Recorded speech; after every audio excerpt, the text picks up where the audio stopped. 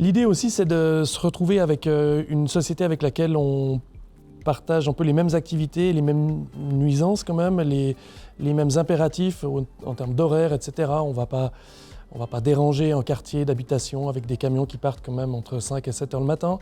Donc on se comprend quand on discute avec Monsieur Lumbreras de la Maison Mathey. Et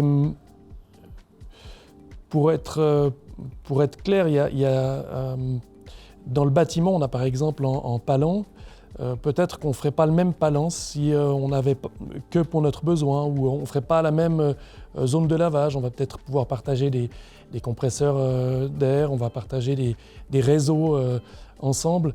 Et puis ça, je pense qu'à terme, c'est une jolie économie et puis une jolie mutualisation et optimisation de l'utilisation des moyens. Donc voilà, ça c'est... Et puis le fait est que de nous déplacer dans une zone qui est le bois de baie, c'est assez exceptionnel parce que c'est une zone où il y a beaucoup d'entrepreneurs qui nous ressemblent, beaucoup de nos clients. Donc c'est plutôt... Tout ça, ça participe à notre motivation.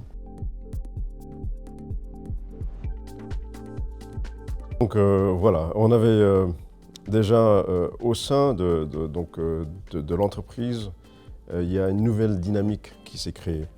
Donc on change de locaux, on concentre les espaces. Il y avait quand même 16 000 mètres carrés dans un ancien bâtiment qui ont été réduits à 1600 mètres carrés, donc un dixième.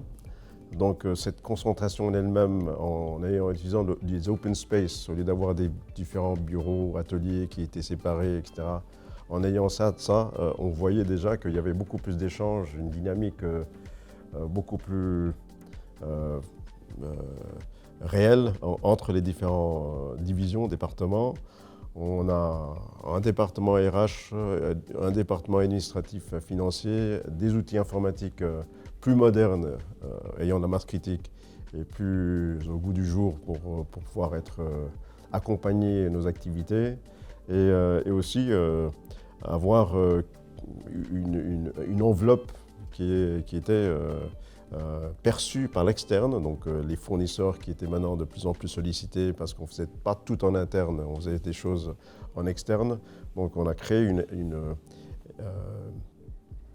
l'étendue du supply chain avec nos fournisseurs d'un côté, puis nos clients qui étaient beaucoup plus dynamiques, intégrer notre vision ensemble. Je dirais beaucoup plus... Voilà.